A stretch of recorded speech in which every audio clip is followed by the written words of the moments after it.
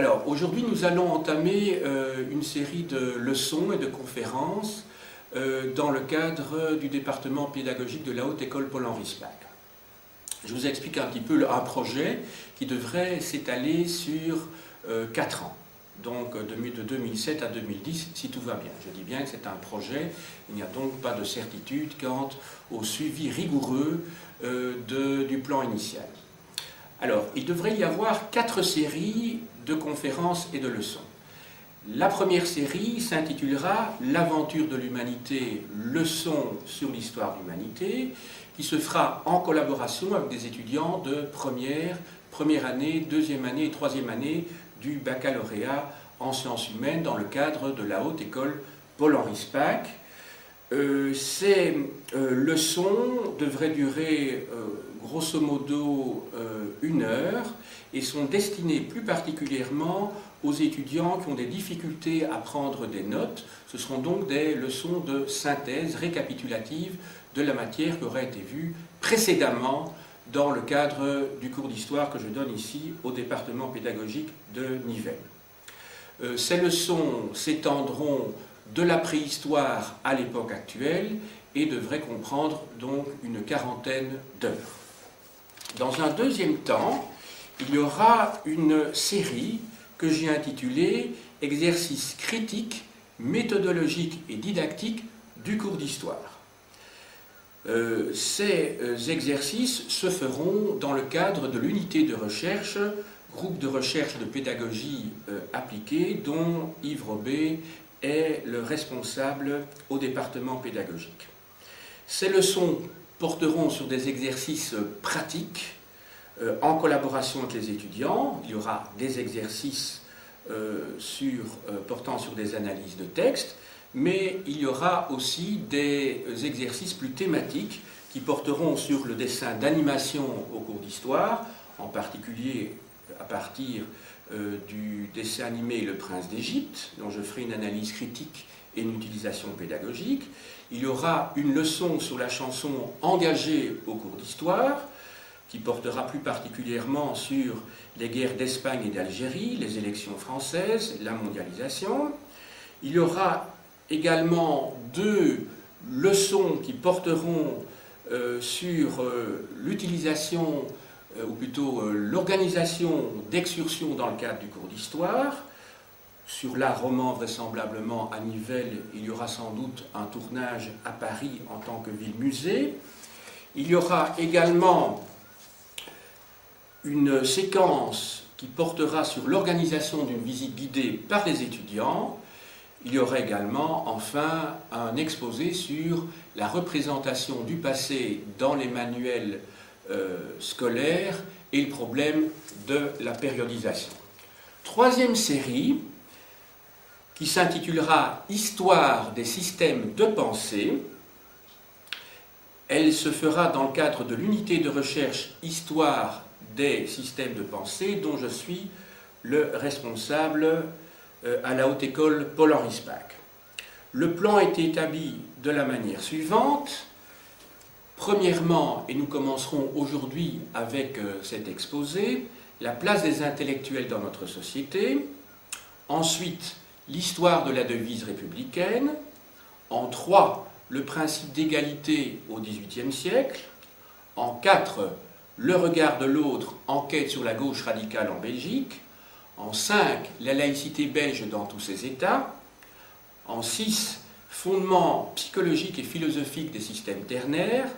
En 7, les débuts de la psychanalyse en Belgique. En 8, un exposé intitulé « Entre poétique et philosophie, la conception de l'histoire dans les artes historicae au XVIIe siècle ».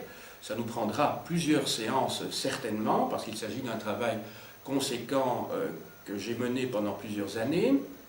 En 12, historien de l'époque moderne, 16e, 18e siècle. En 13, historien français du XXe siècle. En 14, Freud et ses premiers disciples. En 15, l'humanisme autoritaire de Karl Marx. En 16, pensée et action chez Michel Foucault. 17, le socialisme oublié, l'anarchisme au XIXe et XXe siècle. 18, tragédie grecque, théâtre d'aujourd'hui. 19, la modernité de Tacite écrivain et politologue, et enfin, en vain, Paul Nizan, un intellectuel conséquent. Tous ces films, tous ces montages, la réalisation technique sera assurée par Alain Durand, qui est préparateur dans le domaine de l'audiovisuel au département pédagogique de la Haute École Paul-Henri Spaak.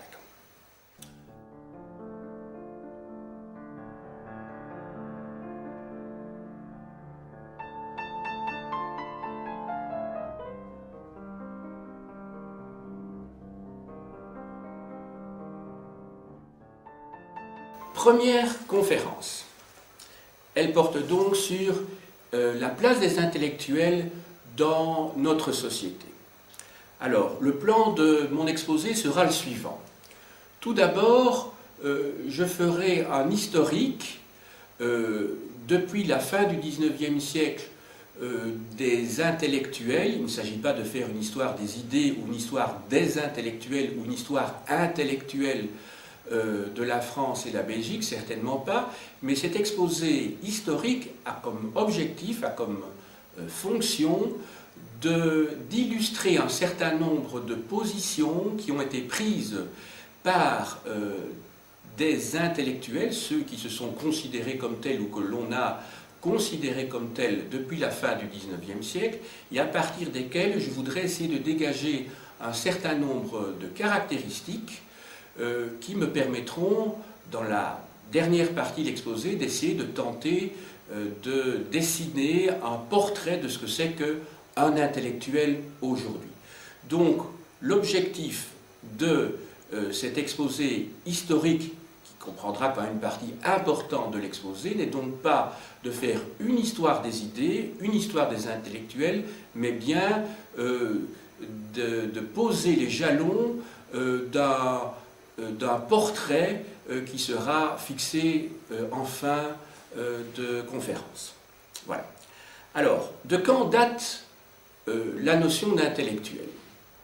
Il y a eu, au sens très général, ce qu'on pourrait appeler des intellectuels dans le passé. En tout cas, intellectuels pris dans son sens commun. On peut pas dire éventuellement que Cicéron ou que Érasme étaient des intellectuels. Ce n'est pas dans ce sens-là que je vais me diriger. En effet, le terme intellectuel a deux sources historiques. La première source historique est russe. Dans les années 1860-1870 apparaît le terme intelligentsia en Russie, dans l'Empire des Tsars. Ce que l'on entend par intelligentsia en Russie dans le dernier tiers du XIXe siècle, c'est un ensemble de gens qui sont passés par l'université, qui sont diplômés, c'est cela que veut dire le terme intelligentsia, c'est-à-dire des groupes de gens qui sont diplômés et qui vont avoir une position d'opposant face au régime autocratique, au régime autoritaire du tsar. Ce groupe d'individus s'oppose non seulement au pouvoir politique, mais également au pouvoir religieux, orthodoxe, clérical, dirions-nous, en Russie, dans le dernier tiers du XIXe siècle. Il y a une deuxième source du terme intellectuel, et c'est celle-là qui va connaître un grand succès en France, en Belgique et même dans le monde d'une manière générale. Cette source est liée à un événement historique précis qui est l'affaire Dreyfus, qui se situe donc à l'extrême fin du XIXe siècle. En effet, et je crois qu'il est inutile de s'appesantir sur cet événement parce que la plupart d'entre vous connaissez ce qui s'est passé, cette affaire Dreyfus qui va secouer dans la dernière décennie du XIXe siècle et au début du XXe siècle l'opinion française. Un capitaine de l'armée française qui s'appelait Alfred Dreyfus avait été accusé, injustement, on le verra plus tard, d'avoir fourni des renseignements à l'ennemi de l'Allemagne à ce moment-là, à l'ennemi de la France à ce moment-là, qui est l'Allemagne. Je ne reviens pas sur les éléments, les faits objectifs de cette affaire, je ne reviens pas non plus sur le procès, mais ce qu'il faut savoir, c'est que l'opinion française, en tout cas l'élite de l'opinion française, était mobilisée en deux camps pour et contre le capitaine Dreyfus. Et c'est à ce moment-là que le terme d'intellectuel apparaît. Le terme d'intellectuel apparaît non pas dans la bouche de ceux qui sont, que l'on va appeler les intellectuels, mais justement dans dans la bouche de ceux qui sont opposés aux Dreyfusards. Et les Dreyfusards, donc les partisans d'Alfred Dreyfus, vont être taxés d'intellectuels, et le terme intellectuel, dans la bouche de ceux qui s'opposent aux Dreyfusards, a une connotation nettement péjorative. Donc il ne s'agit certainement pas à ce moment-là d'un terme neutre qui a un contenu purement, je dirais, sociologique à ce moment-là.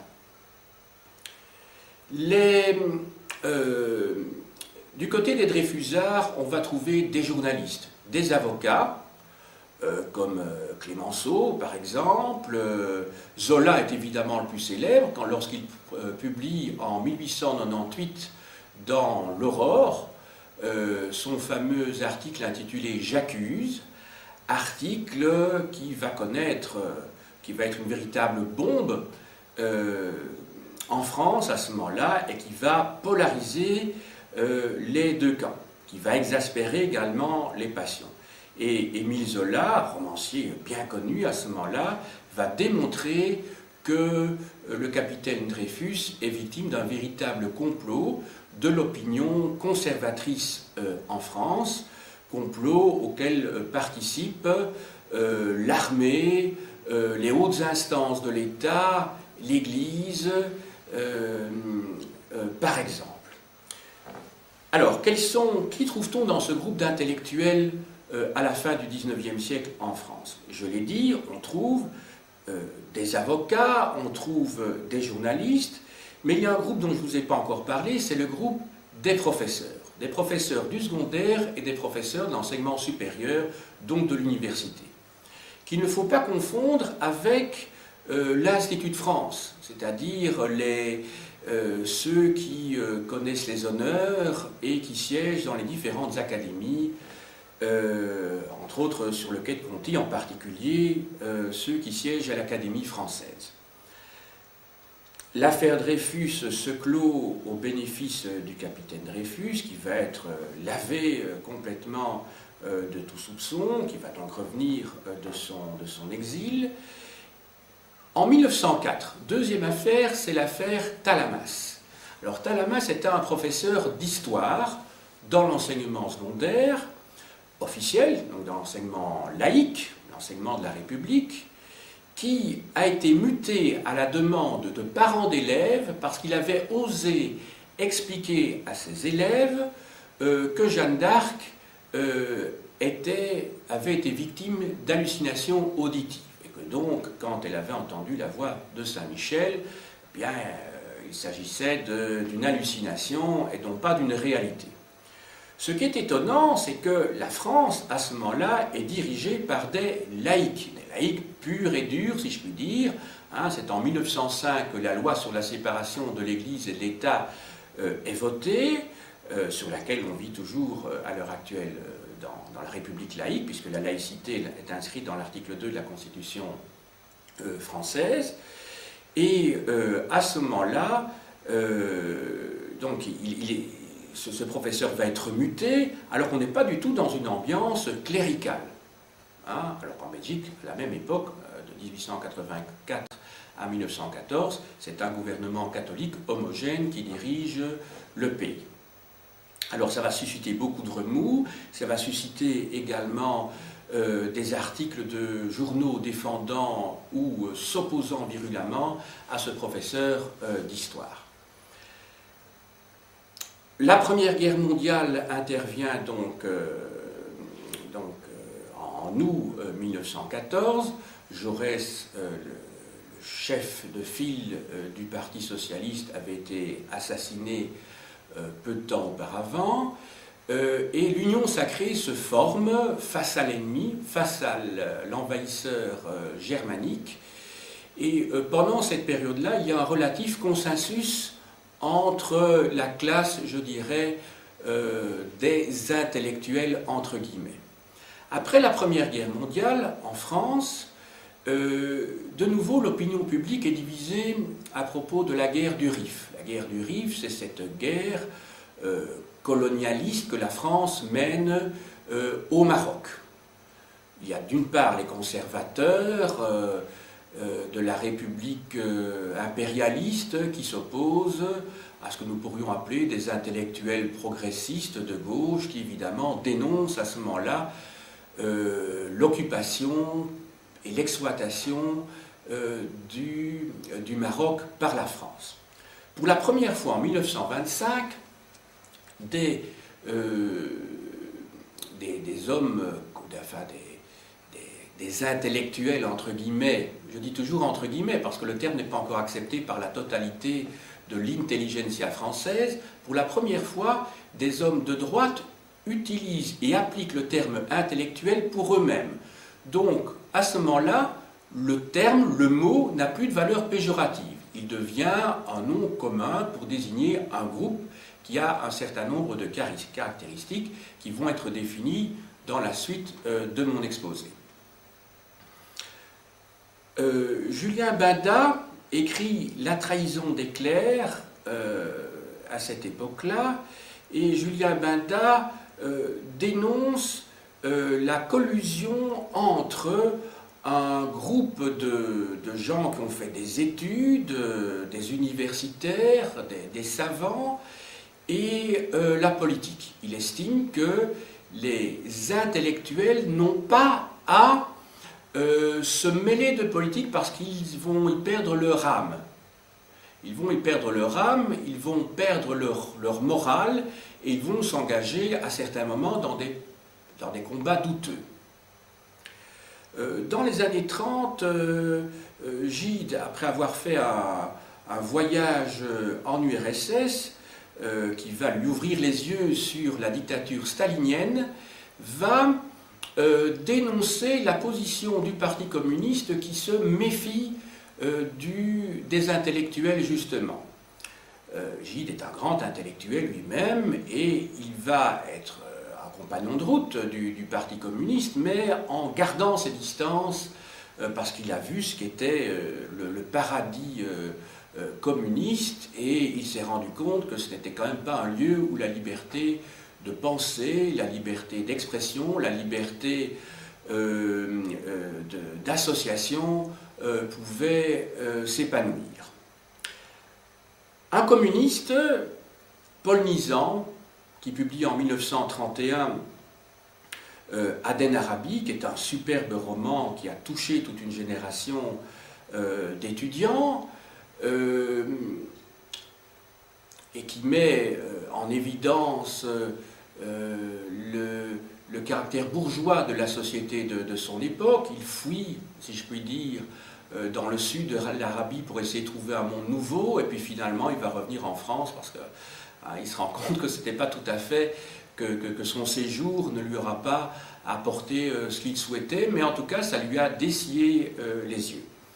En 1932, il publie Les Chiens de garde, qui est un pamphlet virulent contre les Sorbonnards, contre le monde académique parisien. Ce qu'il vise en particulier, ce sont des professeurs de philosophie comme Léon Brunswick, comme Henri Bergson, qui à l'époque, professeur au Collège de France, attirent toutes les dames de la haute société parisienne qui n'ont pas grand-chose à faire et qui viennent chaque semaine l'écouter. Ce sont ces dames du 16e arrondissement, de Neuilly, qui viennent écouter le grand Bergson.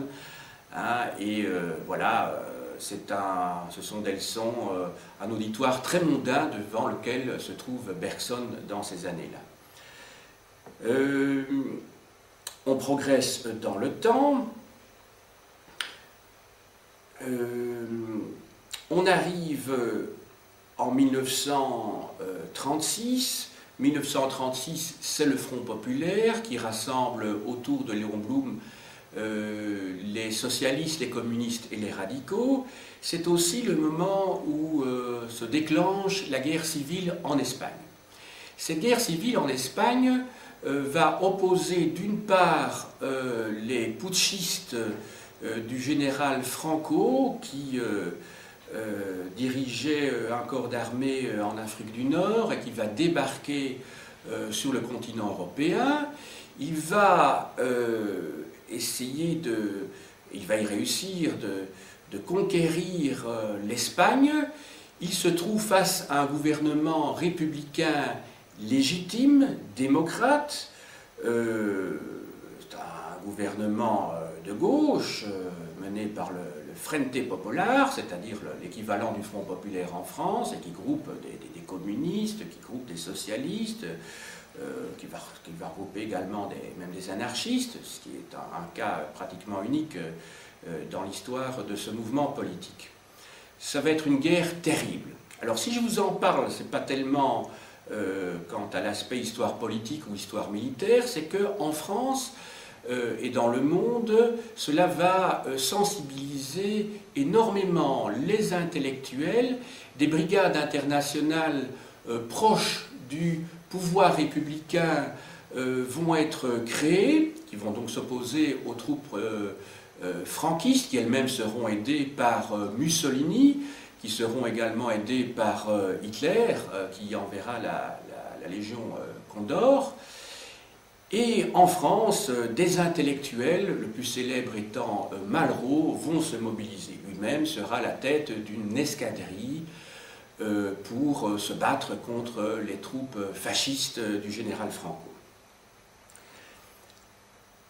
Pendant la Deuxième Guerre mondiale, en France, la plus grande partie des intellectuels vont se ranger du côté de la résistance. Un certain nombre d'intellectuels ne bougeront pas. C'est par exemple le cas de Sartre qui, en 1941-42, n'est pas un intellectuel particulièrement courageux. Il se définira lui-même plus tard, concernant cette période, comme un écrivain résistant, mais certainement pas comme un résistant écrivain, ce qui veut dire beaucoup de choses. Et il n'a donc pas encore les positions radicales qu'il aura après la guerre, lorsqu'il sera à ce moment-là l'intellectuel hégémonique dans les années 40, 50 et 60 auprès de la jeunesse française. Un certain nombre d'intellectuels collaborent avec l'occupant. Quand je dis collaborent, ont des positions très proches du régime de Vichy et par-delà du régime nazi. C'est le cas de Céline, qui a des positions clairement antisémites. C'est le cas également d'intellectuels d'écrivains comme Drieux-La Rochelle ou Robert Brasillac, qui, évidemment, au moment de l'épuration, connaîtront plus que des problèmes, puisque l'un des deux sera fusillé. Je parle de Brasillac. À la fin de cette guerre, il y a deux choses que je voudrais mettre en évidence. C'est que Simone de Beauvoir, qui sera la compagne, l'égérie de Sartre pendant une grande partie de sa vie, n'hésitera pas à collaborer à des émissions sur Radio Vichy. C'est peu su, mais ça mérite d'être dit. En 1944 également, Anouilh publie une pièce qui s'intitule Antigone, qui sera interprétée de deux manières différentes. Et c'est en cela que l'on peut dire qu'une œuvre littéraire, une fois qu'elle a été publiée par son auteur, ne lui appartient plus. Donc on est dans le domaine de la réception, et entre ce que l'auteur a voulu faire passer comme message, son intention, autrement dit, et la manière dont son œuvre est reçue, il peut y avoir une très grande distance. En ce qui concerne Anouilh, il faut savoir que deux camps vont se former, des collaborateurs, des membres, des gens qui travaillent ou qui sont proches du régime de Vichy, vont voir dans l'Antigone d'Anouilh une véritable apologie de l'État via le personnage de Créon. Alors que de l'autre côté, les résistants verront dans Antigone le personnage emblématique du refus d'obtempérer face au pouvoir arbitraire. À ce sujet, ça me paraît peut-être intéressant de vous lire la source de Anouilh, c'est-à-dire l'Antigone de Sophocle.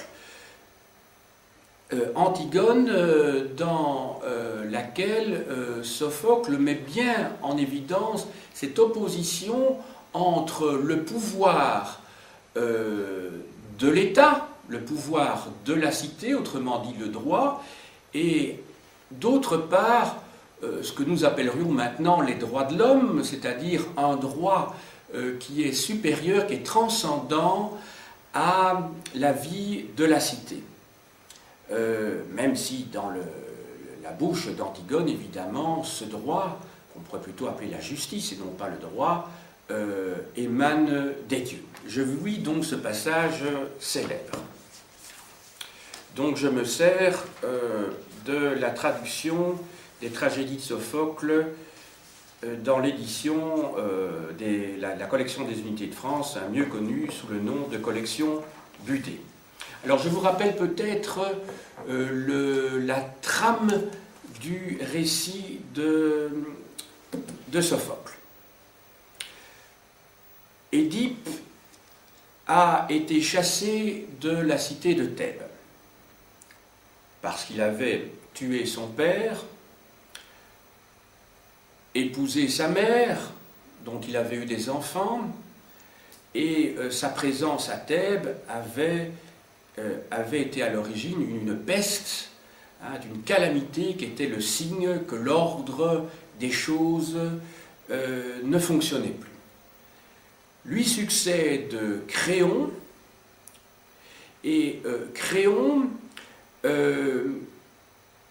va condamner, après le combat qui avait opposé les deux fils d'Édipe, ces deux jumeaux, Éthéocle et Polynice, avait condamné l'attitude de celui des deux frères qui était mort sous les coups de l'autre et qui, parce qu'il avait tué son frère, ne méritait pas d'être enterré dans le cadre d'obsèques normales dans la cité.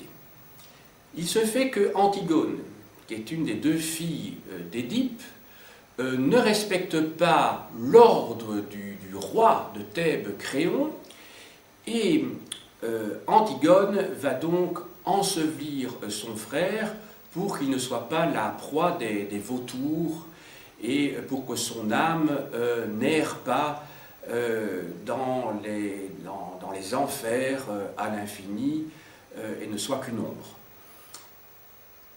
Et c'est à cet endroit de la tragédie que je vais vous lire ce célèbre passage, lorsque Créon interpelle Antigone pour lui dire « Tu n'as pas respecté mon ordre », et alors on va voir la réponse que lui donne Antigone. Créon. Et toi qui restes là, tête basse, avoues-tu ou nies-tu le fait? Antigone. Je l'avoue et n'ai garde, certes, de le nier. Créon. Réponds-moi sans phrase d'un mot. Connaissais-tu la défense que j'avais fait proclamer? Antigone. Oui, je la connaissais. Pouvais-je l'ignorer? Elle était des plus claires. Antigone. Oui, car ce n'est pas Zeus qui l'avait proclamée. Ce n'est pas la justice assise aux côtés des dieux infernaux. Non, ce ne sont pas là les lois qu'ils ont jamais fixées aux hommes, et je ne pensais pas que tes défenses à toi fussent assez puissantes pour permettre à un mortel de passer outre à d'autres lois, aux lois non écrites, inébranlables des dieux. Elles ne datent, celles-là, ni d'aujourd'hui, ni d'hier, et nul ne sait le jour où elles ont paru. Ces lois-là pouvais-je donc, par crainte de ce que ce fut, m'exposer à leur vengeance chez les dieux. Que je dusse mourir, ne le savais-je pas. Et cela, quand bien même tu n'aurais rien défendu. Mais mourir avant l'heure, je le dis bien haut, pour moi, c'est tout profit. Lorsqu'on vit, comme moi, au milieu des malheurs sans nombre, comment ne pas trouver de profit à mourir? Subir la mort, pour moi, n'est pas une souffrance. Sans doute était une, au contraire, si j'avais toléré que le corps d'un fils de ma mère n'eût pas, après sa mort, obtenu un tombeau. De cela, oui, j'eusse souffert. De ceci, je ne souffre pas. Je te parais sans doute agir comme une folle, mais le fou pourrait bien être celui-même qui me traite de folle. Alors, ce passage est assez emblématique, parce qu'on trouve, dans ma recherche d'une définition de ce que c'est qu'un intellectuel, que la vérité n'est pas toujours du côté du pouvoir, qu'il faut distinguer droit et justice, et que l'intellectuel, parce que je crois qu'Antigone ici parle en intellectuel, l'intellectuel n'est pas du côté du pouvoir, l'intellectuel est un rebelle, ou une rebelle en l'occurrence, et que l'intellectuel est le fou du roi, c'est-à-dire celui qui met du poil à gratter dans la chemise du tyran, du roi, de celui qui détient le pouvoir, pour lui rappeler à sa condition humaine, pour lui rappeler qu'il y a des lois qui sont supérieures aux lois votées par une assemblée ou décidées de manière arbitraire par un tyran. Ces lois, ce sont les lois divines, et si on actualise le propos de Sophocle, ces lois, ce sont les droits de l'homme, ce sont les lois morales, ce sont les lois qui appartiennent à ce que Kant appellerait l'impératif catégorique. C'est-à-dire que si moi je ne puis pas accepter quelque chose d'un autre, eh bien ce précepte, cette situation devient universelle dans la mesure où je ne puis accepter que cette situation soit reproduite dans le monde et cette loi devient donc universelle. Donc je crois qu'il s'agit de quelque chose qui se met en place à ce moment-là dans cette tragédie de Sophocle et ça mérite d'être souligné, comme je l'ai dit tout à l'heure, pour cette recherche de la définition de ce que c'est qu'un intellectuel. Je reprends le fil de mon exposé. Après la guerre, après 1945, le Parti communiste va occuper une position hégémonique. L'URSS apparaît comme, à côté des Américains, comme le grand vainqueur du nazisme, du fascisme. L'URSS, et Staline plus particulièrement, sont auréolés d'une gloire que l'on retrouve partout dans les ouvrages de l'époque. On ne connaît pas encore les crimes de Staline qui ne seront dévoilés qu'en 1956 au 20e congrès du Parti communiste d'Union soviétique par Khrouchtchev. Et donc à ce moment-là, Staline apparaît comme un véritable génie qui a réussi dans un pays à instaurer un régime où n'existe plus, enfin du moins le croit-on à ce moment-là, l'exploitation, et où les gens vivent une vie vraiment décente. Les purges de Moscou, les goulags, tout ça ne sont pas connus à ce moment-là, en tout cas pas dans leur affreuse dimension, et beaucoup d'intellectuels sont complètement omnibulés par le personnage à ce moment-là. Et on est étonné de voir que dans les années 40 et 50, on est étonné de voir de grands intellectuels, de grands formats qui adhèrent au Parti communiste. Parmi les historiens que je connais un petit peu mieux, il y a Alain Besançon, il y a François Furet, il y a Emmanuel Leroy-Ladurie, Annie Krigel et d'autres. Après la guerre, en 1945, Sartre crée les temps modernes et va définir l'intellectuel comme quelqu'un qui est engagé. Pour lui, il n'est pas possible d'être un intellectuel si on n'est pas engagé dans son époque, et un intellectuel est toujours mis en situation. Hein? Donc un écrivain ne peut pas ne pas être engagé. Camus, à la même époque, dit la même chose. Et à ce moment-ci, je voudrais peut-être vous lire un passage qui est postérieur, puisqu'il date de 1957, c'est son fameux discours qu'il a prononcé lorsqu'il a reçu le prix Nobel, et qui est assez éclairant à cet égard.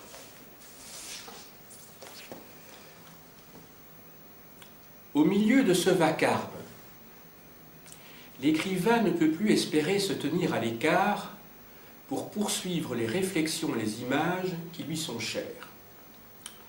Jusqu'à présent, et tant bien que mal, l'abstention a toujours été possible dans l'histoire.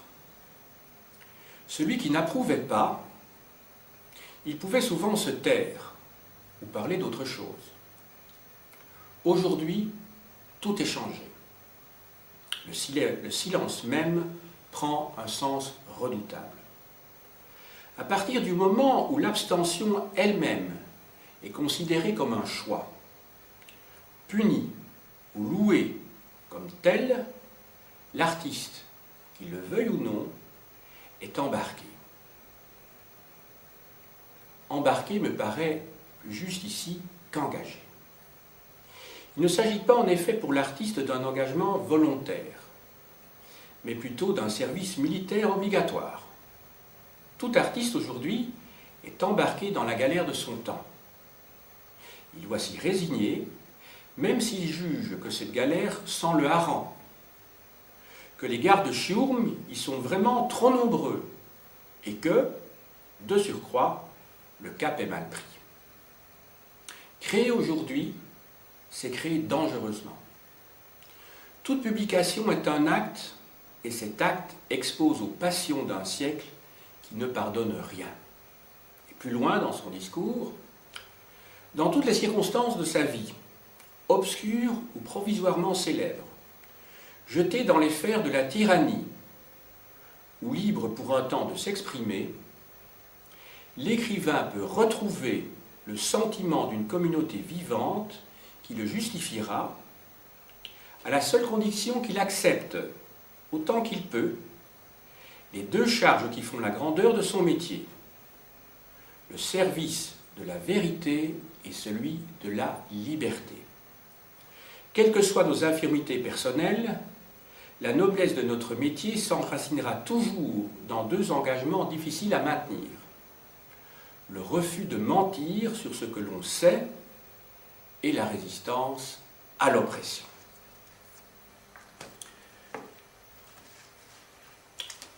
Après la guerre, c'est dans tous les milieux que l'on trouve cette notion d'engagement.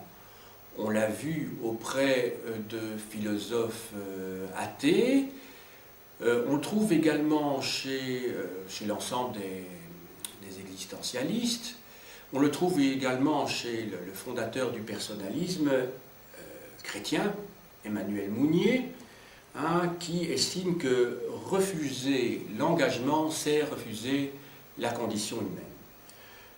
Julien Binda, dont je vous ai parlé tout à l'heure, célèbre pour son livre « La trahison des clercs », dit la même chose après la guerre, lorsque il explique que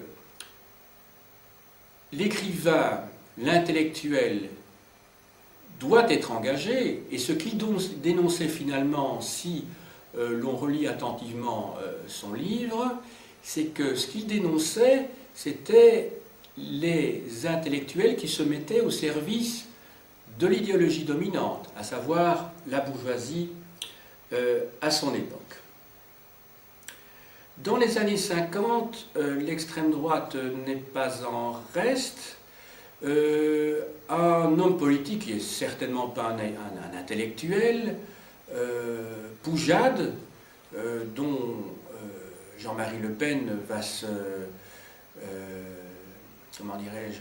considérer comme le disciple. D'ailleurs, il fait partie du mouvement poujadiste dans les années 50. N'oublions pas que Jean-Marie Le Pen a commencé sa carrière il y a près de 50 ans maintenant, comme député à l'Assemblée nationale. Et Poujade explique que la France est atteinte d'un mal incurable, c'est qu'il produit d'une manière tout à fait exponentielle des diplômés qui sont tout à fait détachés de la réalité. Et ça, c'est un thème que l'on va trouver fréquemment dans les partis d'extrême droite. Hitler ne disait pas autre chose lorsqu'il s'adressait à la jeunesse allemande. Il estimait que la jeunesse devait être mue uniquement par son instinct et non pas par l'intelligence, ce que nous appellerions le cérébralisme plutôt, est un mal qui affecte la jeunesse et qui ne peut pas aider la nation à accomplir son destin. Ceci dit, déjà, Gide reprochait au Parti communiste de son époque de se méfier des intellectuels. Donc il ne faut pas croire que la méfiance des intellectuels soit l'apanage de l'extrême droite. On trouve une attitude similaire dans les partis marxistes-léninistes à cette époque-là. Et je vous dirais qu'on pourrait élargir ce propos et remarquer que dans quelques partis que ce soit, les intellectuels, s'ils ne sont pas soumis aux lignes directrices du bureau du parti ou du congrès du parti, sont très mal vus et sont priés, le cas échéant, de partir. Souvent, ils s'auto-excluent eux-mêmes parce qu'ils ont compris qu'il n'y avait pas moyen de concilier savoir et pouvoir, et que la capacité, la possibilité d'un intellectuel de s'exprimer librement est inconciliable avec la ligne d'un parti. Les années 50 et les années 60 vont être marquées par un nouveau combat, qui est celui de l'anticolonialisme et du tiers-mondisme. En 1954 commence la guerre d'Algérie, elle va se poursuivre jusqu'en 1961, avant d'être conclue un an plus tard par les accords d'Évian, qui met fin aux hostilités. En 1960 commence un grand mouvement pétitionnaire inauguré par l'appel des 121, le manifeste des 121, dans lequel de nombreux intellectuels, enfin 121 intellectuels justement, rédigent un document où ils déclarent le droit à l'insoumission dans la guerre d'Algérie, considérée comme une guerre injuste, puisqu'il s'agit d'une guerre contre un peuple qui cherche à devenir indépendant. D'ailleurs, c'est le même type d'argument qui va être utilisé pendant la guerre du Vietnam par les intellectuels américains entre 1963 et 1973. Cette guerre anticolonialiste va avoir évidemment chez les intellectuels un écho supplémentaire à la suite de l'instauration d'un régime socialiste d'abord puis communiste à partir de 1959 à Cuba par Fidel Castro. Fidel Castro va être une figure emblématique au même titre que son collaborateur Ernesto Guevara, donc Che Guevara. Et je crois que d'ailleurs qu'à l'heure actuelle, il y a beaucoup de jeunes qui arborent comme ça ce t-shirt bien connu, on voit Che Guevara avec son béret, et qui ignorent souvent l'histoire, l'épopée de tout ce mouvement de guérilla en Amérique latine. Je vais peut-être vous lire à ce stade-ci de l'exposé un texte d'un intellectuel, d'un écrivain d'Amérique centrale qui me semble très beau.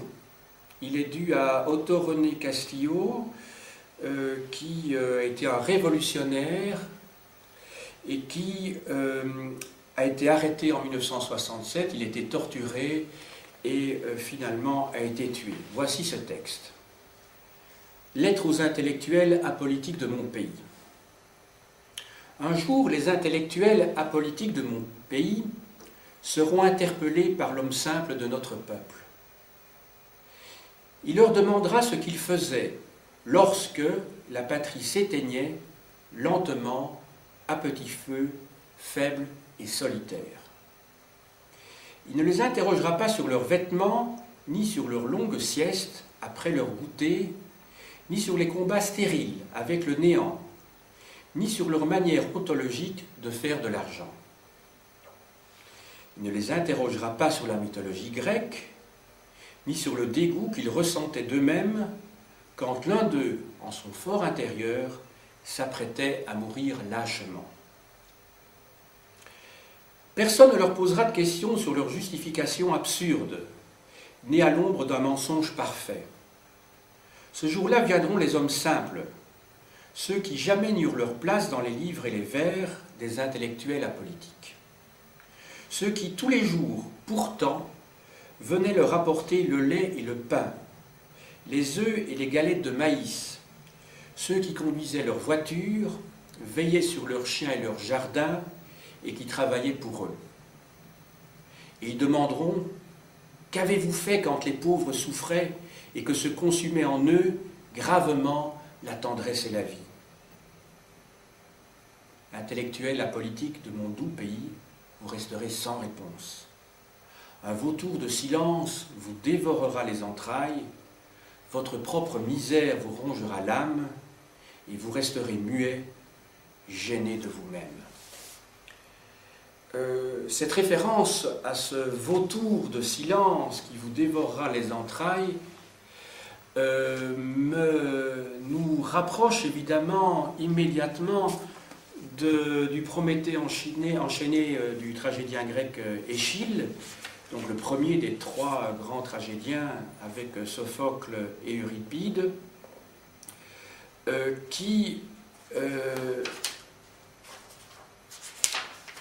auquel Échille, donc Prométhée, auquel Échille attribue les paroles suivantes. Un petit instant pour que je les retrouve. Voilà. Donc vous connaissez le mythe de Prométhée. Prométhée était un titan, donc un dieu de la première génération, qui avait contribué à mettre Zeus sur son trône.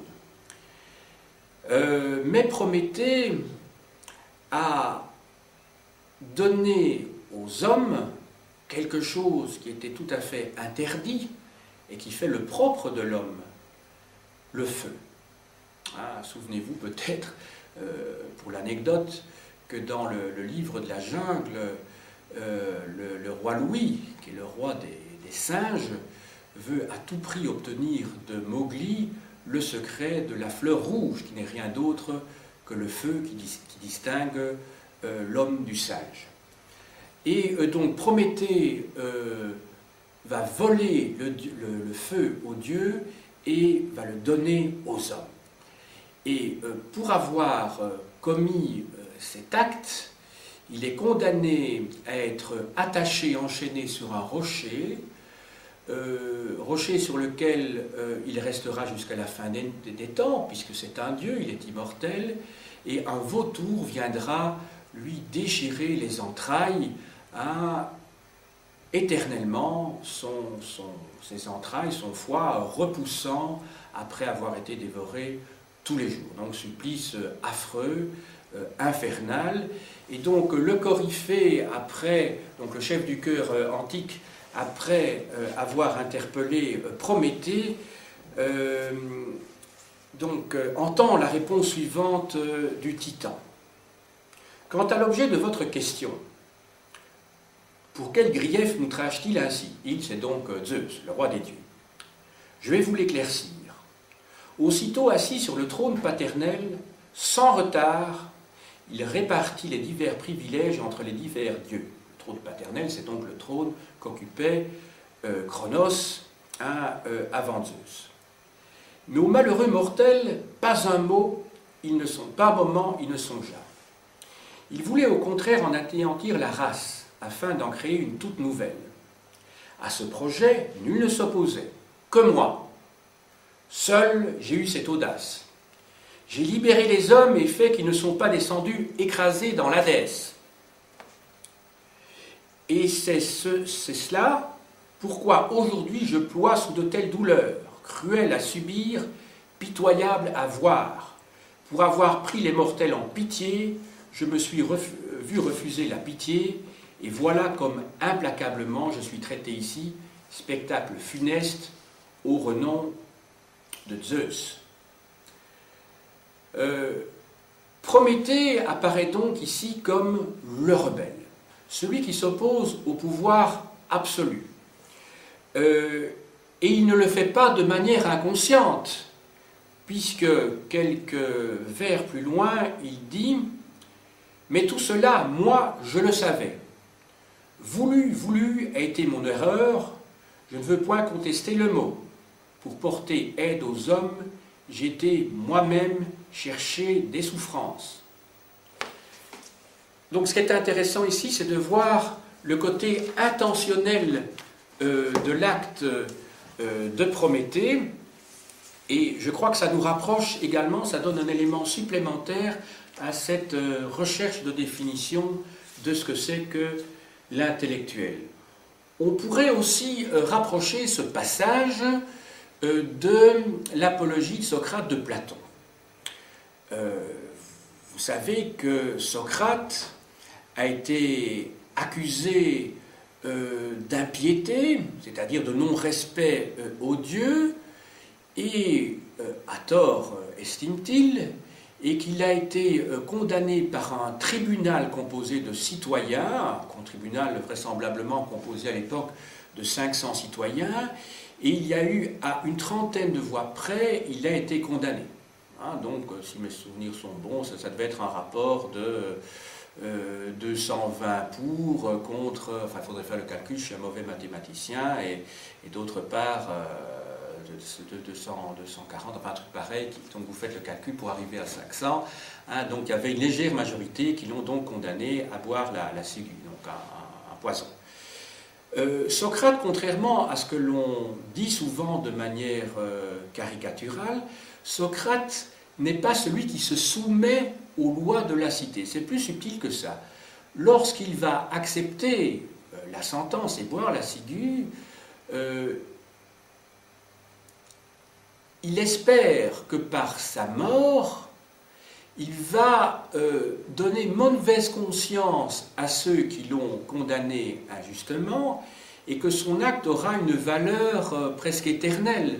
Ce sera une leçon pour la cité d'Athènes. Et donc, il ne faut pas croire que Socrate est un soumis, opposé par exemple à l'attitude d'Antigone de Sophocle. Non, Socrate, c'est quelqu'un qui veut donner une bonne leçon après sa mort. Et donc sa mort, c'est un acte pédagogique, ou l'acceptation de la mort est un acte pédagogique. Je reviens à mon point de départ parce que je m'étais un petit peu éloigné par toutes ces références à l'Antiquité, au fil de mon récit, qui suivait principalement, titre principal, l'histoire des intellectuels en France, qui me permettra donc de définir ce que c'est qu'un intellectuel.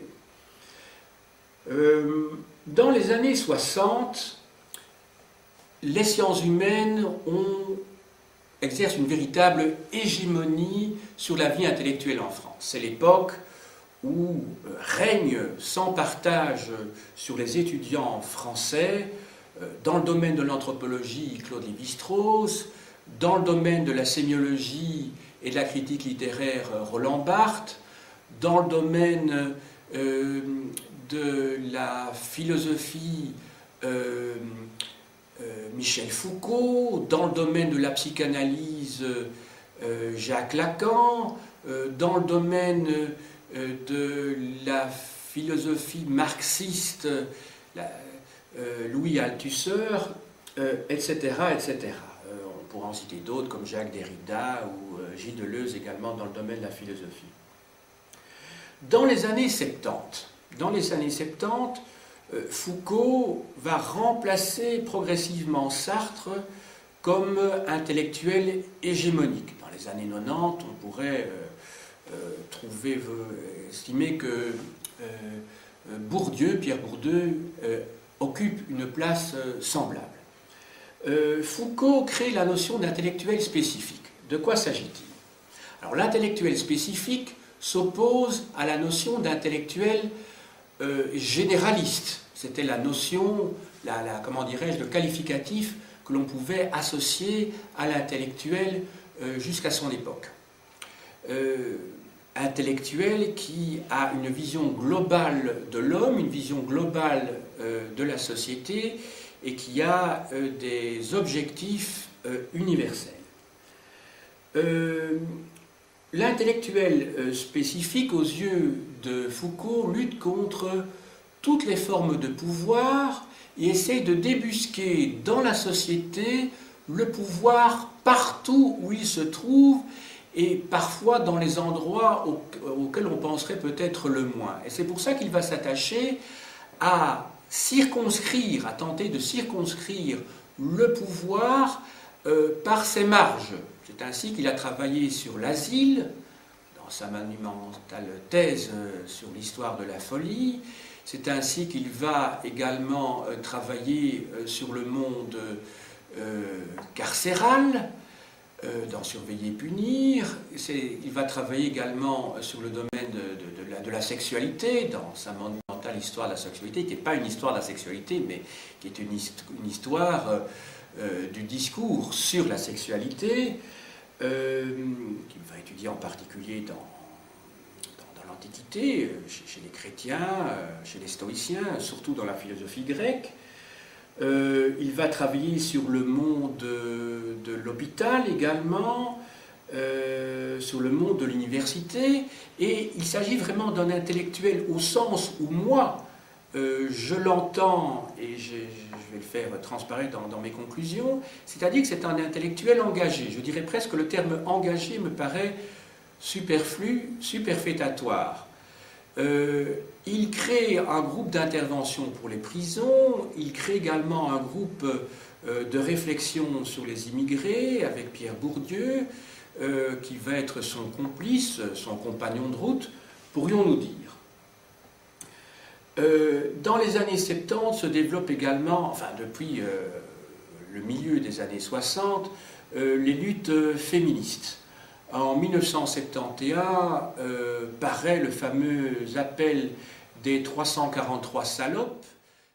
Alors ce manifeste féministe émane d'écrivains comme Simone de Beauvoir, d'avocats comme Gisèle Halimi et toute une série d'actrices comme Catherine Deneuve, entre autres. Ce mouvement féministe va avoir beaucoup d'importance donc à la fin des années 60 et surtout dans les années 70. À l'heure actuelle, il a perdu de son importance. Justement, parce que le combat des femmes pour pouvoir avorter a connu un certain nombre de succès, dans des règles évidemment très strictes sur le plan juridique bien entendu. En France, par la loi de Simone Veil, à l'époque de la présidence de Giscard d'Estaing, et en Belgique, au début des années 90, plus précisément en 1990, lorsque la loi d'interruption volontaire de grossesse a été votée au Parlement belge, qui a d'ailleurs suscité une réaction inappropriée du roi Baudouin, à ce moment-là, qui a fait passer ses convictions philosophiques personnelles avant son rôle de monarque constitutionnel, justement. Dans les années 70, un autre thème va être abordé par les intellectuels, c'est le problème du totalitarisme. En particulier lorsque Solzhenitsyn, qui publie à ce moment-là L'archipel du Goulag, va faire connaître ce que l'on savait déjà, mais pas sous cette forme aussi grave, l'univers concentrationnaire soviétique. Cet univers concentrationnaire soviétique avait été déjà dénoncé par Khrouchtchev au 20e congrès du Parti communiste d'Union soviétique en 1956. Il avait dénoncé les crimes de Staline, mais alors, un peu moins de 20 ans plus tard, avec la publication des gros volumes de l'archipel du Goulag, Solzhenitsyn montre toute l'horreur de ce système dans lequel l'être humain perd véritablement son identité. Cet ouvrage aura un grand succès en France, dans les pays anglo-saxons, dans le monde en général. C'est l'époque également où commence à être publié, sous la direction de Pierre Nora et de Marcel Gauchet, le débat. Le débat qui va prendre le contre-pied des temps modernes qui avaient été fondés par Jean-Paul Sartre au lendemain de la Deuxième Guerre mondiale. Le débat prend le contre-pied dans la mesure où, dans les temps modernes, très clairement, c'était l'idée centrale des temps modernes, l'intellectuel devait justement se battre pour essayer de changer le monde. C'était son rôle essentiel, il était engagé par la force des choses. À la limite, ce n'était même pas un choix. Par le fait même de vivre dans une époque donnée, il ne pouvait pas ne rien faire. Or, avec le débat, c'est une mise à distance de l'intellectuel face au monde, face à la société qui est proclamée. En 1980, au mois de mai, François Mitterrand accède à la présidence de la République, après 23 ans d'opposition, donc depuis 1958, et François Mitterrand arrive au pouvoir à une époque où la gauche est dans une période de reflux idéologique. À ce moment-là, curieusement, les intellectuels n'ont plus grand-chose à proposer, et c'est donc dans ce contexte-là que, justement, la gauche est au pouvoir. Comme on le sait, dès 1983, le Parti socialiste va devoir renoncer à sa politique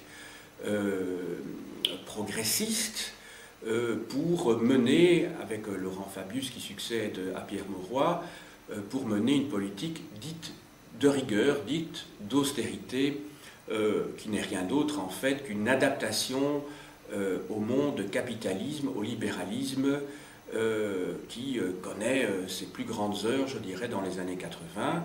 N'oublions pas que ce sont les années où Ronald Reagan préside aux destinées des États-Unis et où Margaret Thatcher, en Angleterre, enfin au Royaume-Uni, dirige d'une main de fer son pays. Pendant les années 90, d'autres thèmes vont apparaître. Tout d'abord, la lutte contre le racisme. C'est l'époque où est créée, avec Harlem Désir, l'association SOS Racisme.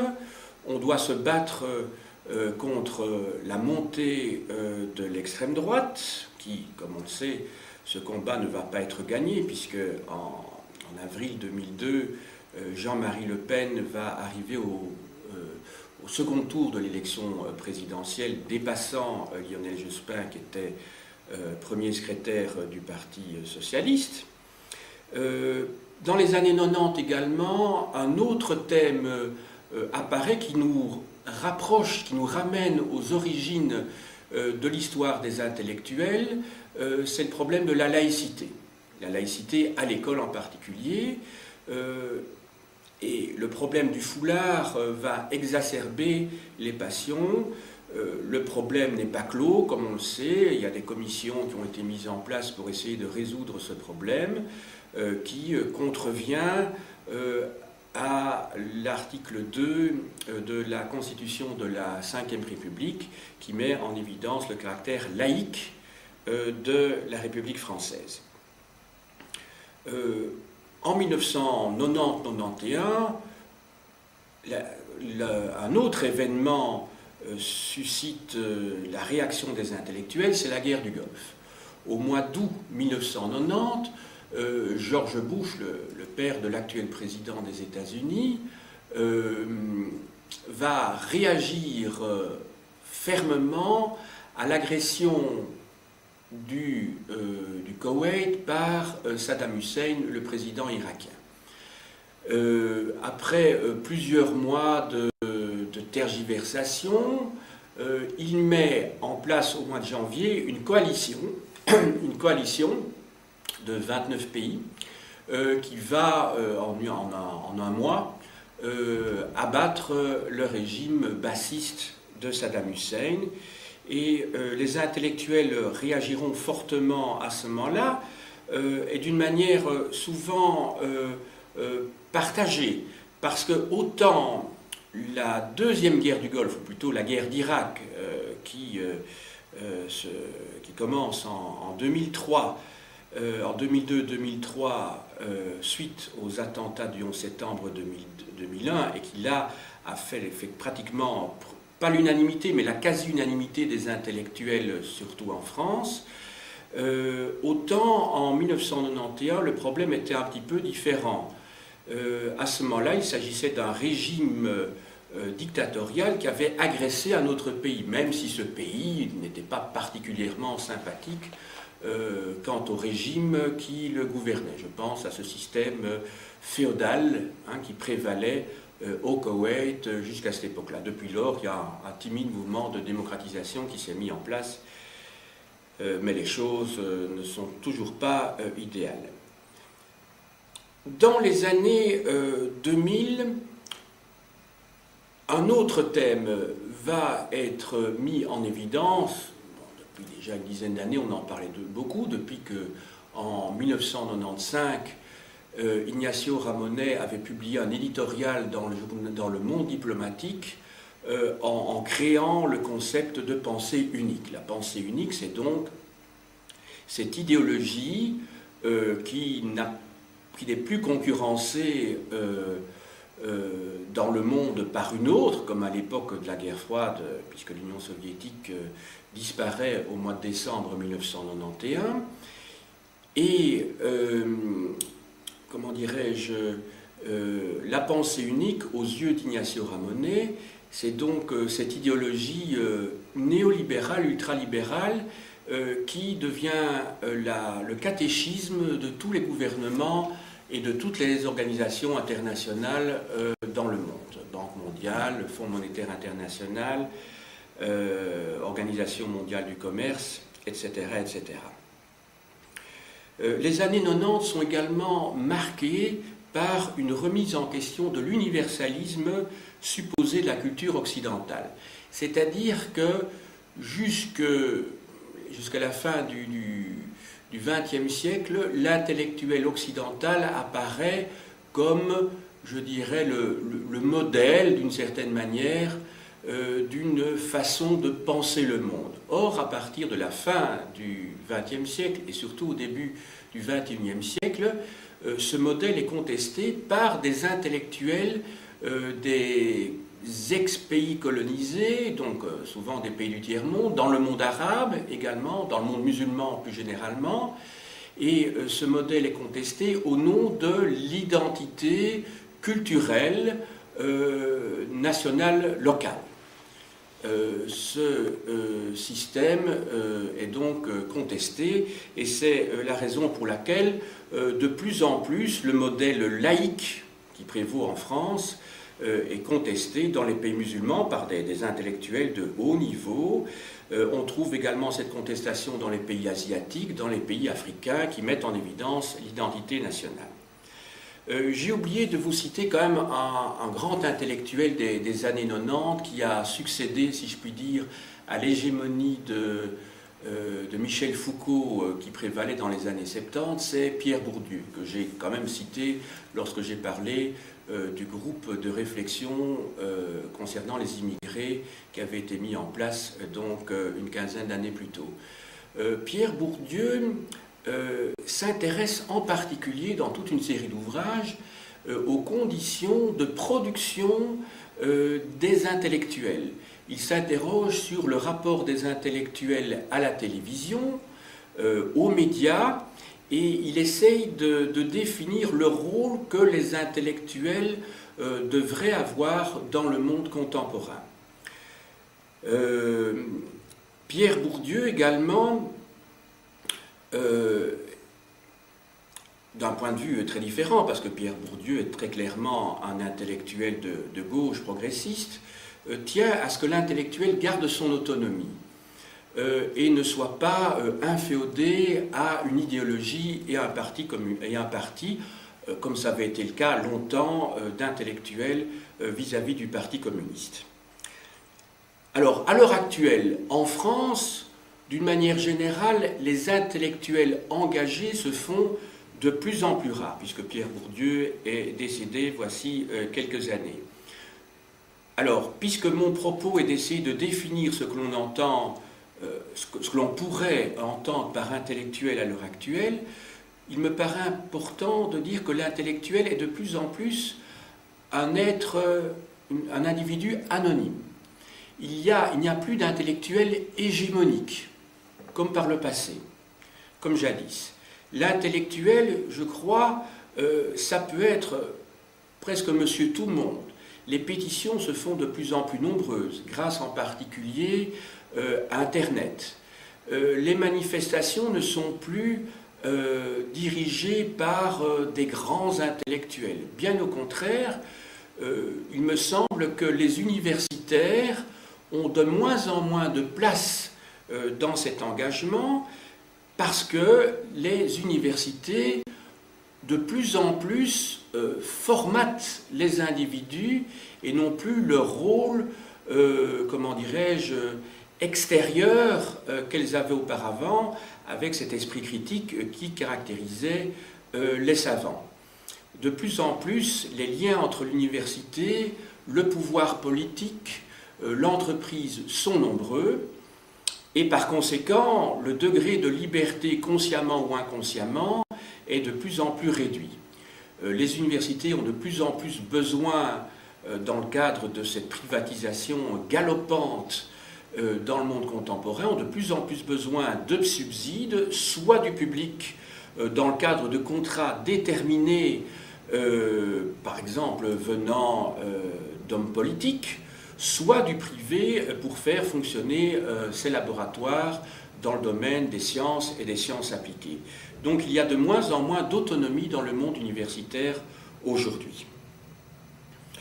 Et c'est ce qui explique, je crois, ce silence des intellectuels enfin plutôt des savants, parce que ce ne sont justement pas des intellectuels, qui sont complètement embarqués dans ce mouvement de production à tout prix. Quand on voit la vie d'un universitaire moyen, je dirais, il passe de plus en plus de temps à courir derrière des contrats, à gérer son département, à gérer son laboratoire, qu'à pouvoir faire de la recherche fondamentale. Et donc ça explique un petit peu ces liens de plus en plus étroits entre le monde de l'université, le monde politique et le monde de l'entreprise. Cela explique comment dirais-je, ce dégagement de l'université par rapport à la vie civique, à la vie en société. En Belgique, on peut remarquer que ce mouvement est tout à fait semblable, et si l'on devait chercher des intellectuels, je crois qu'on devrait chercher vraiment beaucoup. Je crois que peut-être un des grands intellectuels à l'université pour l'instant, c'est Jean Bricmont, qui est un spécialiste de la physique théorique de l'université de Louvain, qui lui, à côté de son travail de savant, est vraiment quelqu'un qui est engagé dans la vie civique. Il se bat pour la défense des libertés fondamentales. Il a écrit des ouvrages contre l'impérialisme américain. Il a dénoncé le caractère, comment dirais-je, bien pensant de toute une série d'organisations humanitaires qui font le jeu du pouvoir et qui ne remettent en aucun cas, qui ne mettent jamais en question, je dirais, le fonctionnement du système capitaliste.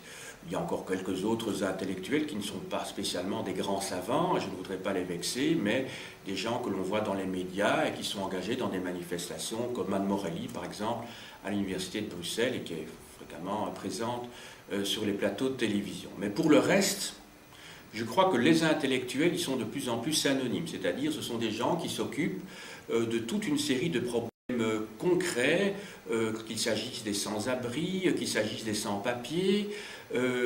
Par exemple, une intellectuelle qui pour moi est une intellectuelle engagée dont on ne parle pas beaucoup, c'est par exemple Marianne Blum, qui a enseigné pendant nombreuses années dans la zone de Gaza, donc en Palestine, et pour moi c'est quelqu'un qui a presque fait vœu, comme certains moines au Moyen-Âge, vœu de se séparer du monde dans lequel elle vivait, puisqu'elle était chercheuse en philologie classique à l'Université de Bruxelles, pour enseigner le français justement dans la zone de Gaza. Et là, par ces témoignages, montrer les difficultés des Palestiniens dans le ghetto dans lequel ils sont réduits.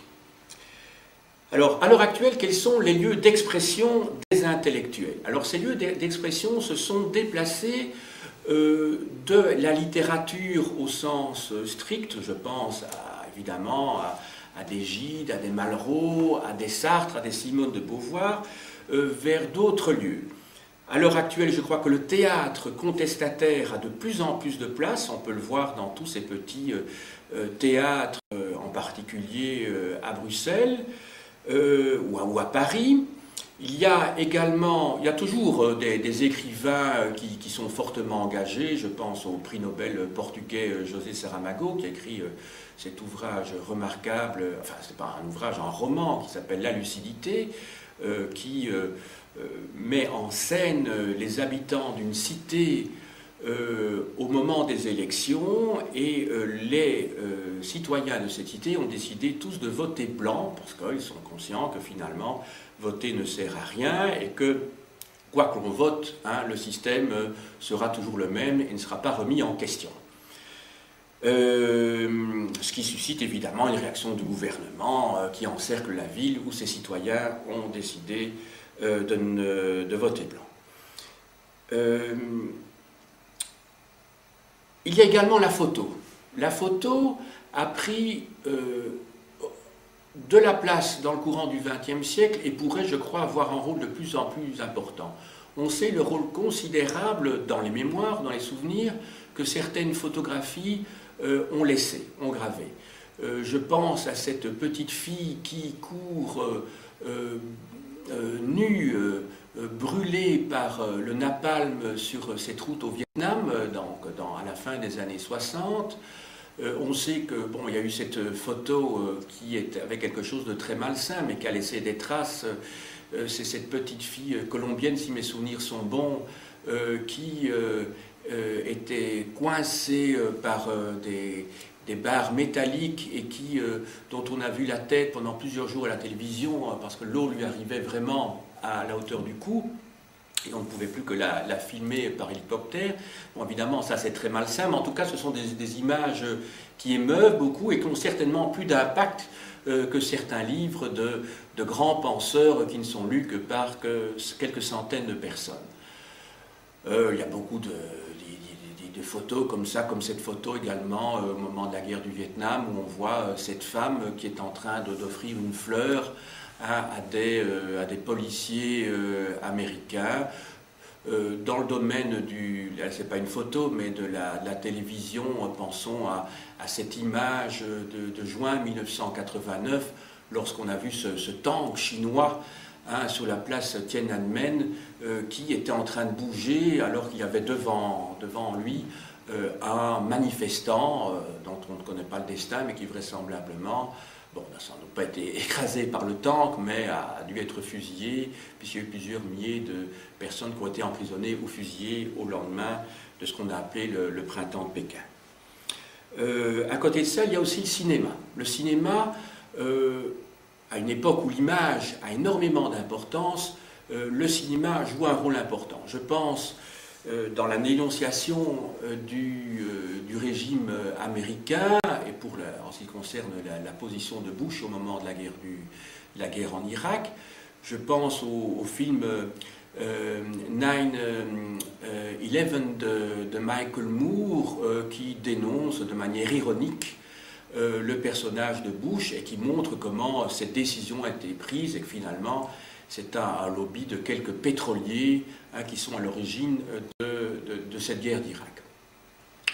Plus récemment, enfin en 1994, il y avait eu aussi un film intéressant qui porte sur une période plus ancienne, c'est la guerre civile en Espagne, c'est le film de Kenneth Loach qui s'appelle Land of Freedom, qui dirait, même s'il concerne une période reculée, c'est-à-dire la période 1936-1939, interpelle toujours par l'actualité de son message nos contemporains.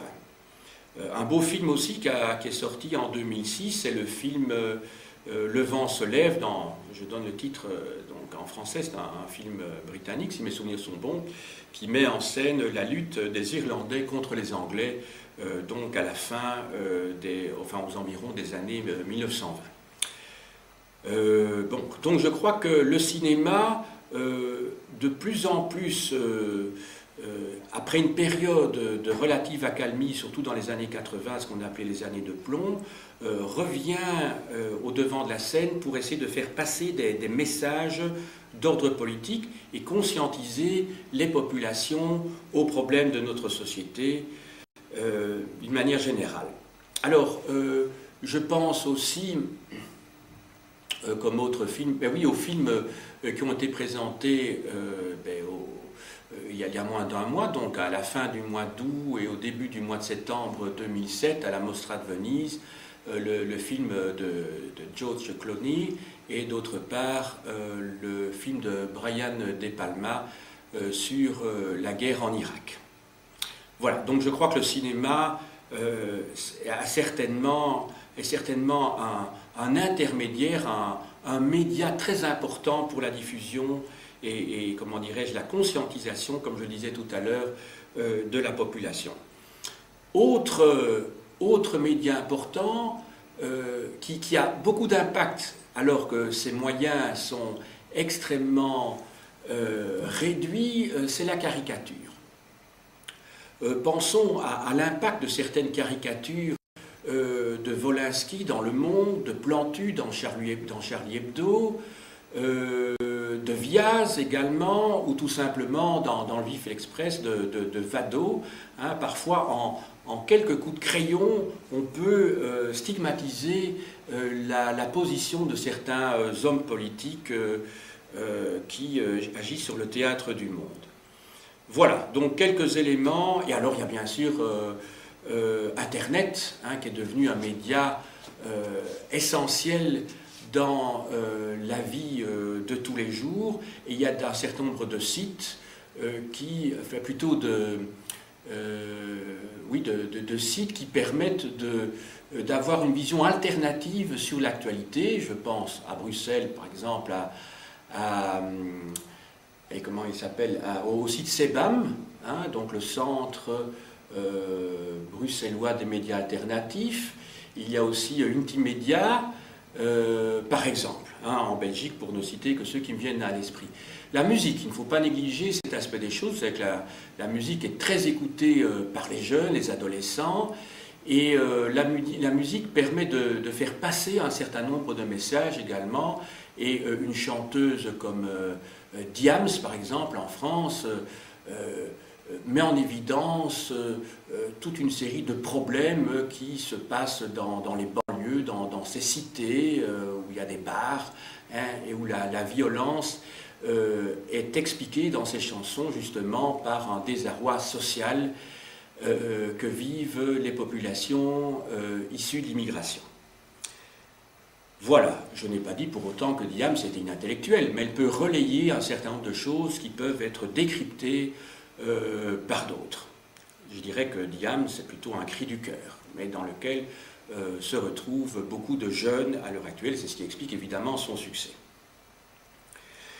Alors, j'en arrive enfin à l'objectif que je vise depuis le début de cette conférence, c'est à travers tous les exemples que j'ai pu donner et tirer de la situation des intellectuels depuis un siècle, en particulier en France, puisque c'est surtout le champ dans lequel j'ai évolué.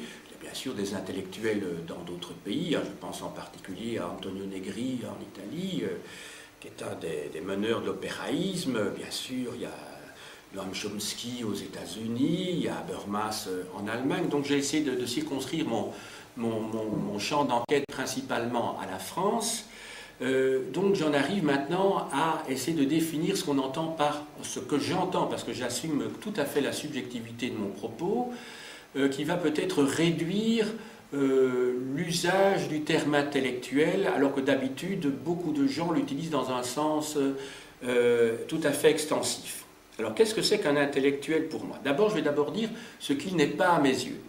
Alors un intellectuel, ce n'est pas un savant. Donc un universitaire qui fait des recherches très pointues ou même plus générales sur la microbiologie, sur le droit international, sur l'histoire de l'art au XVIIe siècle ou sur la médecine, est à mes yeux un savant.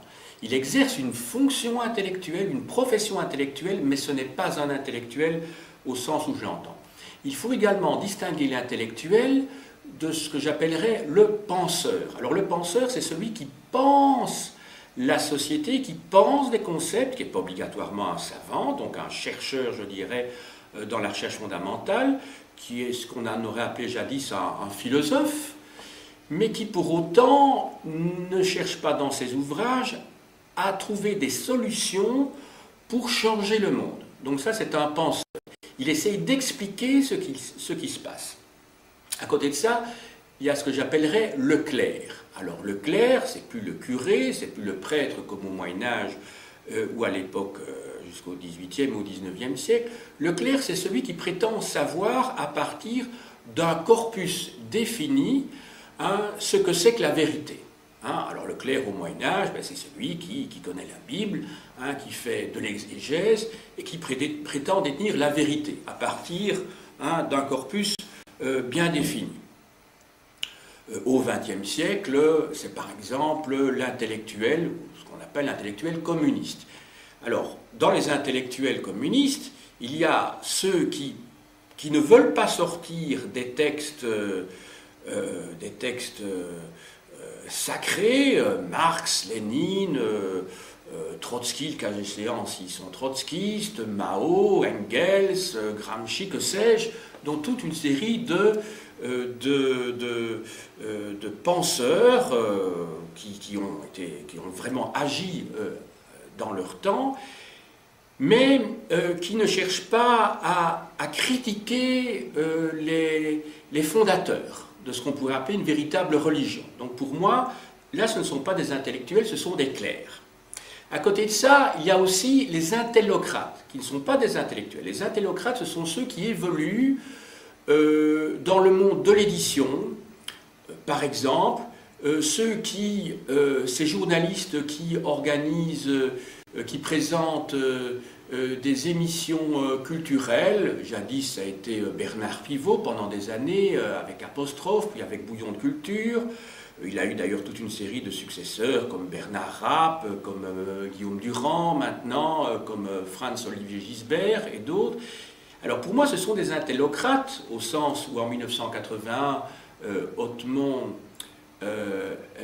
et Othman l'expliquaient dans leurs livres, c'est-à-dire ce sont des gens qui cherchent à promouvoir le monde de la pensée, mais qui détiennent, je dirais, les clés de la bourse, qui détiennent le pouvoir. Ce sont des gens qui détiennent le pouvoir parce qu'ils occupent des lieux institutionnels qui leur permettent de choisir qui peut être ou ne peut pas être édité en fonction des intérêts du public et qui va ou non passer à la télévision. Et c'est ce qui explique ce phénomène presque de starification d'un certain nombre d'écrivains vedettes, souvent des matu-vus, qui passent à la télévision. Parmi les plus célèbres, il y a Bernard-Henri Lévy, André Glucksmann, pour ne citer que ceux qui me viennent immédiatement à l'esprit, et qui ne sont pas, à proprement parler, certainement pas des savants, qui à mes yeux ne sont pas vraiment des penseurs, qui sont à la limite de l'escroquerie, dans un certain nombre de cas, me semble-t-il. Alors il y a, à côté de toutes les catégories que je vous ai citées pour l'instant, donc il y a les savants, les penseurs, les clercs, les intellectuels, il y a également les experts. Alors les experts ont une fonction, ont une profession intellectuelle, mais ils sont appelés à un moment donné par les politiques ou par des journalistes, par exemple au moment de journal télévisé, pour donner une explication liée à leur domaine, de ce qu'on appelle leur domaine d'expertise. Pour moi, c'est un mot qui devrait être tout simplement remplacé par le mot compétence, ce serait plus français, on parle beaucoup d'expertise à l'heure actuelle. Et alors on peut inviter un juriste, un spécialiste de la géopolitique, on peut inviter un spécialiste de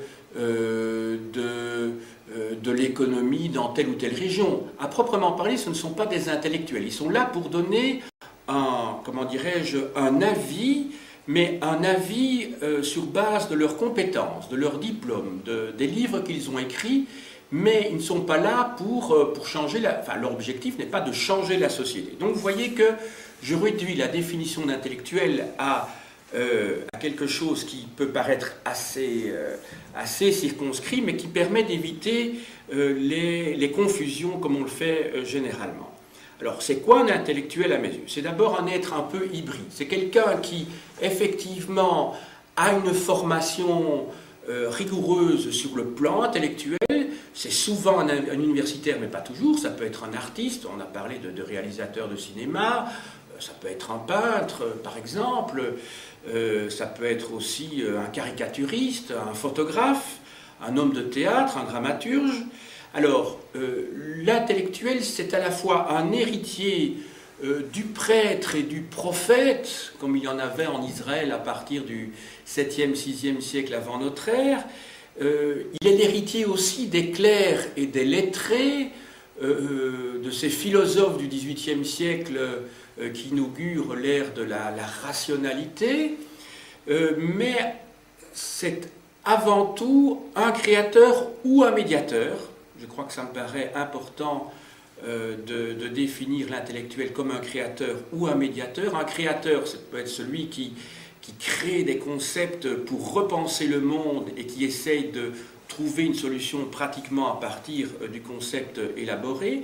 Ça peut être un médiateur comme un professeur. Je crois que les enseignants, dans un certain nombre de cas, et pour certaines disciplines, je dis bien pour certaines disciplines, plutôt dans le domaine des sciences humaines, peuvent être des médiateurs qui font passer un certain nombre de messages liés à des combats à l'heure actuelle, étant entendu que le professeur est lié, en tout cas dans l'enseignement officiel, à une certaine neutralité, quoique la neutralité est une notion très relative et qui est souvent hypocrite.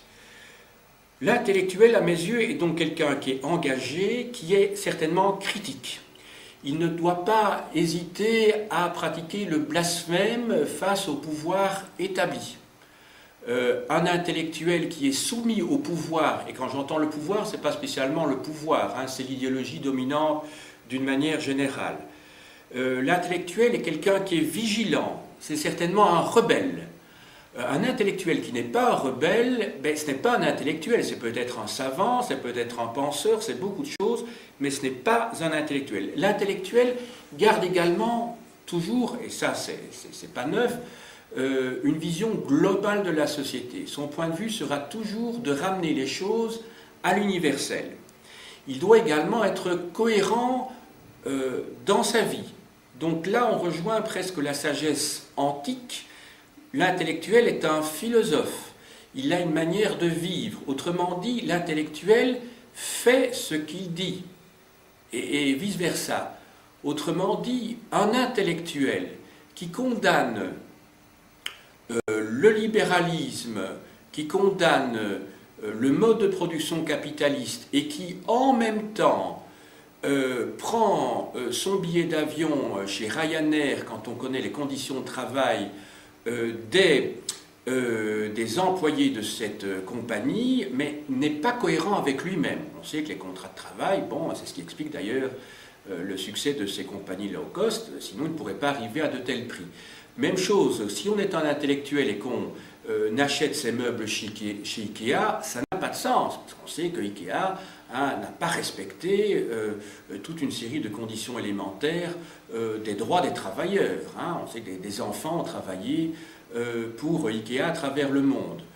On pourrait multiplier les choses. Prendre son essence chez Total, alors que Total soutient financièrement la junte birmane, ça n'a pas de sens. Donc un intellectuel, quand il voit une pompe Total et qu'il voit une autre pompe qui, elle, participe certainement également du système capitaliste, mais en tout cas éthiquement n'est pas connue comme dérogeant des règles élémentaires sur le plan des droits de l'homme, eh bien ça n'a pas de sens non plus. Voilà, donc je crois avoir fait le tour avec cette définition que j'ai tenté de donner de l'intellectuel, avoir fait le tour de ce qu'est mon point de vue, qui, je le répète, est tout à fait subjectif.